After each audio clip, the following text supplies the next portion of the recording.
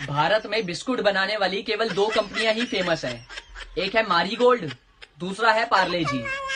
एक कप में जाता नहीं, दूसरा जाता है तो वापस आता नहीं।